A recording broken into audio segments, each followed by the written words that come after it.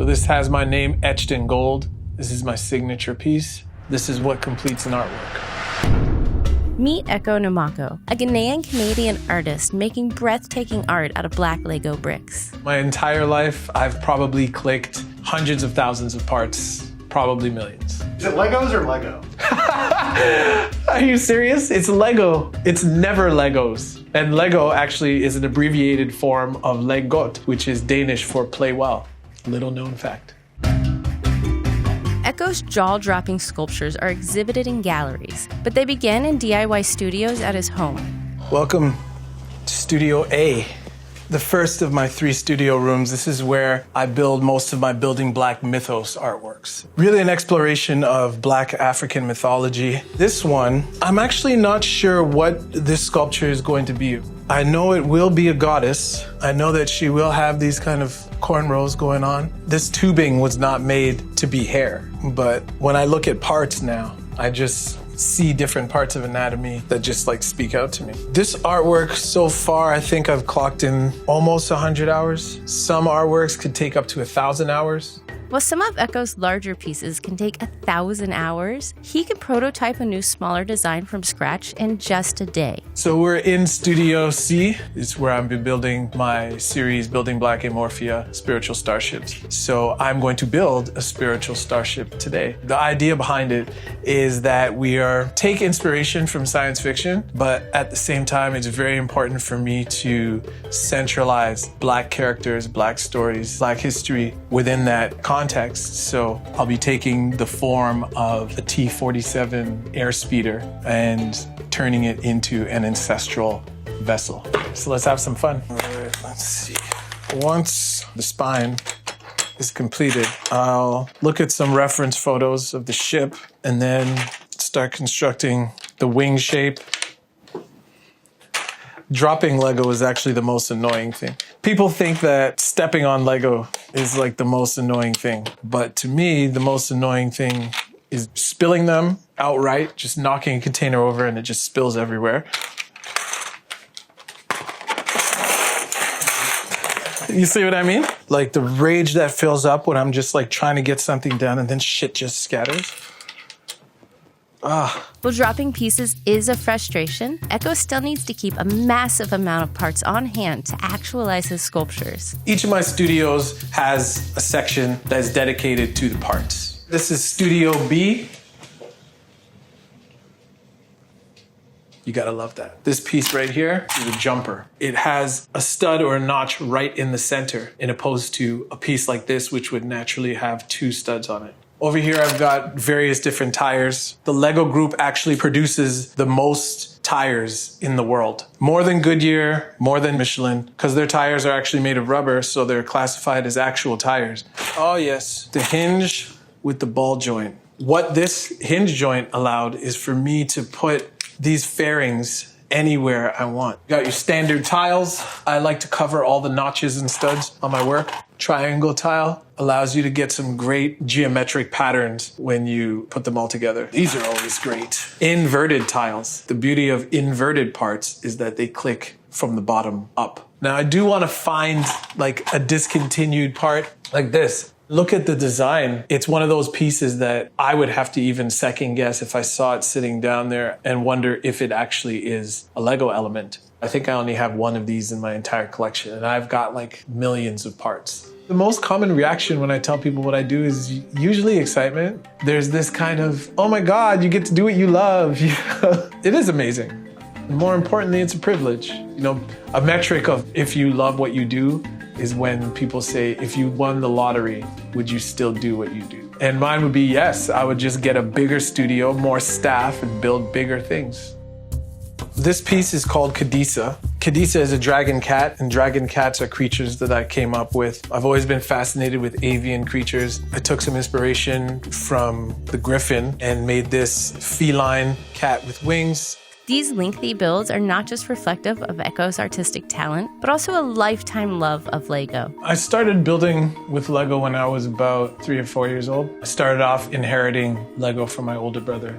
it just had this appeal to me because you can create the things you don't have. If I see something that I wanted, then I would be able to satisfy that urge by going to my Lego collection and building something that would just placate me. So when I first started building, it was purely for fun. Eventually, it got elevated to an art form. In 2007, though, is when I had this resurgence of interest in building. And I just realized how fun it was again. And it just kind of stayed with me a little bit closer from that point. And then by 2012, 2013, I was really trying to make my mark as an artist, and the two things just kind of came together.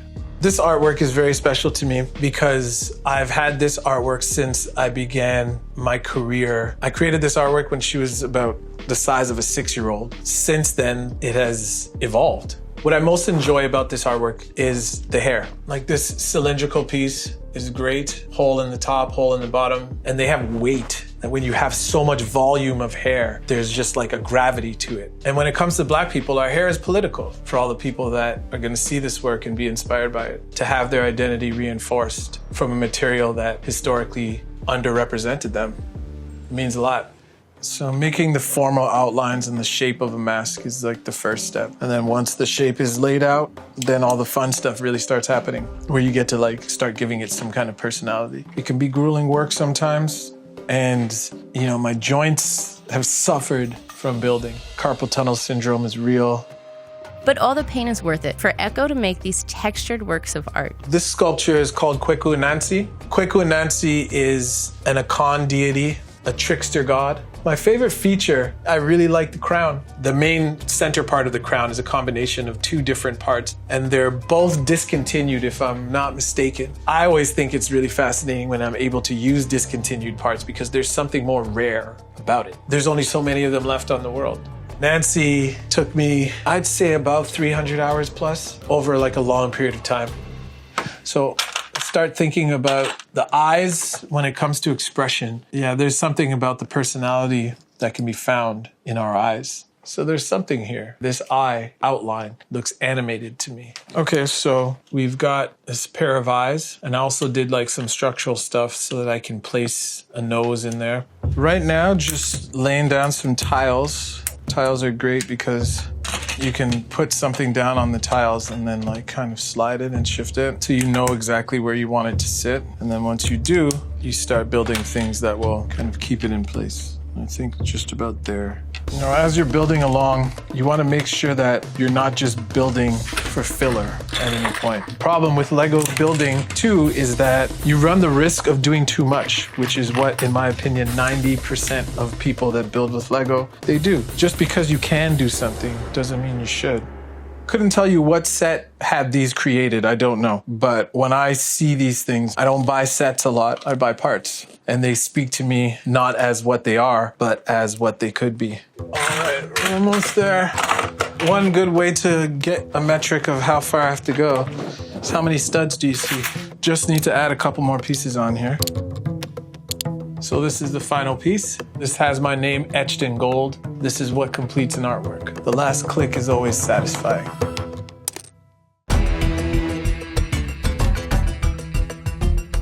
This piece is not titled yet. Usually the titles take a little while to come to me. I like that it maintained the aerodynamic shape of the T-47 airspeeder. But at the same time, when you look at this mask, you don't automatically associate it with a Star Wars vessel. For me, when I look at it, all I see are the faces of my ancestors. When creating masks, I have a certain kind of freedom that I don't typically have with the rest of my works. Because there's no body to the face, I have the freedom to make the eyes as large as I want. I have the freedom to create these kind of like eyebrows using these fin-like pieces.